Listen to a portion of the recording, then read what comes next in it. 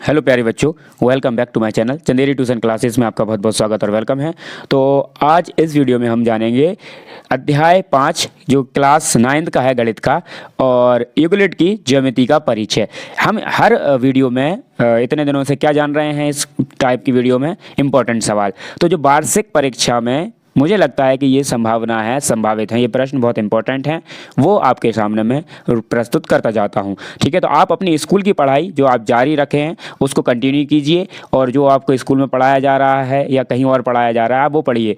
इन सवालों को भी आपको करके जाना है स्पेशली। ठीक है, ये आने की संभावनाएँ ज़्यादा हैं। ठीक है, तो हम वीडियो को चालू करते हैं। आपको सिर्फ क्या करना है, इनका क्वेश्चन देखना और अपने जो भी आपने सोल्यूशन किया उसमें से देखना। इसके बाद फिर मैं जब मेरे ये पूरे अध्याय कंप्लीट हो जाएंगे मैं आपको बता दूंगा सारे इंपॉर्टेंट क्वेश्चन। उसके बाद फिर मैं खुद से आपको इनके सोल्यूशन भी करवाऊंगा। ठीक है, तो अगर आप चैनल पर नए हैं तो चैनल को सब्सक्राइब जरूर करें, बेल आइकन प्रेस कर लें और अपने दोस्तों को ज़रूर शेयर करें। एक दोस्त को ज़रूर शेयर करें और वीडियो को लाइक करना ना भूलें। चलिए अब हम यहाँ पर जानते हैं। सबसे पहला यहाँ पर एक कथन बनता है। अब ये हमारी यूक्लिड की प्रमेय है ना, यूक्लिड की ज्यामिति। तो ज्यामिति मतलब ज्या प्लस मिति। ठीक है, ये ज्या प्लस मिति से मिलकर बना होता है। ज्या का मतलब क्या होता है, पृथ्वी, और मिति का मतलब क्या होता है, मापना। पृथ्वी का मापना ये यूक्लिड ने खोजी थी, जो गॉस हैं आपके उनके शिष्य थे ये। ठीक है, इन्होंने क्या किया था, यूक्लिड ने सारी ज्यामिति की या मिति की जितने भी अध्याय थे सारों को उठा के किताब लिख दी थी, इसलिए इनका नाम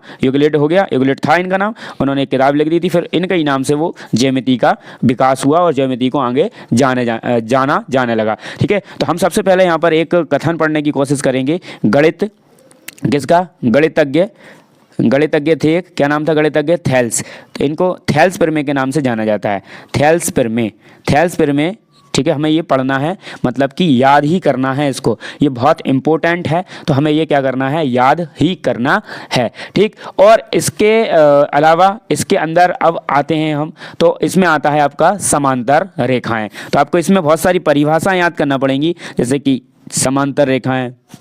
ठीक है, समांतर रेखाएं किसे कहते हैं, समांतर रेखाएं हो गई। उसके बाद समांतर रेखाएं किसे कहते हैं, फिर दूसरा आपका क्या हो जाएगा, इसमें लंब रेखाएं हैं, लंब रेखाएं। उसके बाद आपका तीसरा यहाँ पर पॉइंट और भी बन जाएगा, क्या, लंब रेखाओं के बाद रेखाखंड। कौन सा, रेखाखंड हो जाएगा। रेखाखंड को परिभाषित कीजिए, परिभाषित कीजिए। ठीक है, तो ये बन जाएगा आपका, को परिभाषित कीजिए, ये सब एक ही हैं। परिभाषित क्या करिए, कीजिए, परिभाषित कीजिए। ठीक, ये आपके हो जाएंगे। उसके बाद आपका आएगा वृत्त की त्रिज्या। क्या आएगा आपका फिर उसके बाद, वृत्त की त्रिज्या। तो आपको ये भी याद करना पड़ेगा। वृत्त की त्रिज्या को समझाइए या परिभाषा लिखिए, समझाइए। ठीक है, तो कुछ भी आ सकता है। उसके बाद यहाँ पर इंपॉर्टेंट क्वेश्चन और बनता है कि वर्ग की परिभाषा। वर्ग कैसे कहते हैं, वर्ग की परिभाषा। ठीक है, वर्ग की परिभाषा हो जाएगी। उसके बाद यहाँ पर आपका अगला क्वेश्चन हो जाएगा कि यूक्लिड ने आपको बहुत सारी क्या दी हुई है, अवधारणा दी हुई है। ठीक है, तो हमें यूक्लिड की अवधारणा याद करना है सारी, यूक्लिड की अवधारणा। ठीक है, अवधारणा या कॉन्सेप्ट ऑफ यूक्लिड भी कहते हैं। अवधारणा है ना, कितनी दी हुई है, बहुत सारी दी है ना, 7-8 है उसकी पूरी अवधारणा है, पूरी हमें यहाँ पर क्या करना है, लर्न करना है। अब हमें इनकी अवधारणा के साथ साथ एक चीज़ और है, इन्होंने वो भी दी थी, तो वो भी हमें क्या करना है, याद करना है। एक तो इनकी अवधारणा को याद करना है हमें, और अब इसमें अवधारणा में भी कौन कौन सी अवधारणा इंपॉर्टेंट है, आपकी दूसरी वाली अवधारणा मतलब सेकंड अवधारणा, उसके बाद आपकी कौन सी, थर्ड अवधारणा, एक फोर्थ अवधारणा। ये ज़्यादा मोस्टली पूछी जाती हैं। फर्स्ट तो नहीं पूछी जाती, सेकेंड, फर्स्ट भी पूछी जाती है। तो फर्स्ट, सेकेंड, थर्ड और फोर्थ ये ज़्यादा इंपॉर्टेंट है। तो ये आपको क्या करना है, इनको करना है। अब यूक्लिड की अवधारणा हो गई, ये हमें करना ही है। फिर उसके बाद आता है हमारा यहाँ पर क्या, एक सवाल आता है। क्या लिखा आता है, क्वेश्चन ऐसा बना आता है कि यदि, क्या लिखा होता है कि यदि दो बिंदुओं, यदि दो बिंदुओं, क्या है दो बिंदु, ए और बी के बीच, एक बिंदु सी ऐसा स्थित है, कैसा, ऐसा स्थित है कि ए सी बराबर बी सी, तो पीटी का मतलब होता है सिद्ध कीजिए कि AC बराबर 1/2 AB है। ठीक है, ये एक आकृति खींचकर स्पष्ट भी कीजिए। ठीक है, आकृति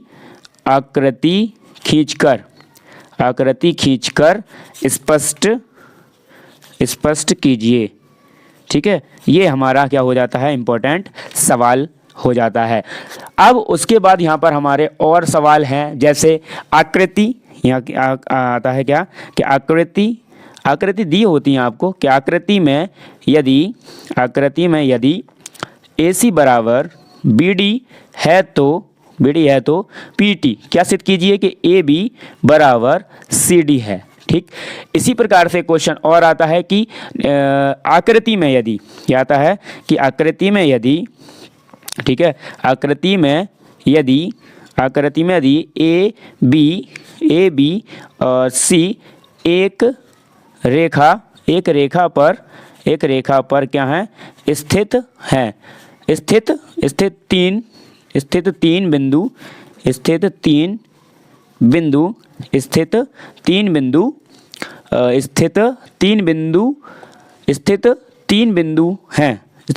हैं और B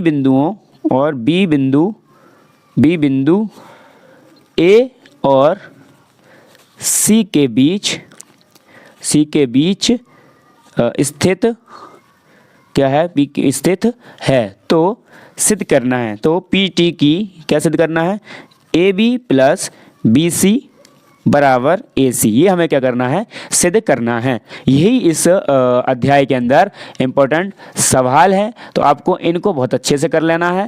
थेल्स प्रमेय को ज़रूर करना है, और उसके बाद यूक्लिड की जो भी आपको वो दी गई हैं इसकी अवधारणा, कॉन्सेप्ट, वो याद करना है। ठीक है, और आपको यूक्लिड के बहुत सारे इतिहास जो आगे लिखा हुआ है किताब के आगे, जब आप यूक्लिड का चैप्टर स्टार्ट करते हैं बुक के अंदर, तब वो जो पूरा लिखा हुआ है उसको बोरिंग ना समझें, उसको पूरा पढ़ें। उसमें आपको ये दिखाया जाएगा कि सिंधु घाटी सभ्यता में ईंटों की जो लंबाई चौड़ाई है वो कितनी है, उसका अनुपात क्या है, पिरामिड में किस प्रकार का आधार था। ठीक है, यूक्लिड कहाँ के थे, मिस्र के थे, है ना। तो ऐसे बहुत सारे आपको पॉइंट मिल जाएंगे जो ऑब्जेक्टिव में आने में बहुत मदद करेंगे। इस चैप्टर में से आपको ऑब्जेक्टिव आने की ज़्यादा संभावना है और सवालों की कम। तो सवाल यही है आपके इम्पोर्टेंट, और आपके उसके बाद ऑब्जेक्टिव आपको खुद को पढ़ना पड़ेंगे। तो ये हमारे अध्याय 5 के लिए इम्पोर्टेंट सवाल हो गए। आपने इन सवालों को अच्छे से देख लिया होगा, नहीं देखा है तो आप वापस से इनको अच्छे से देख सकते हैं।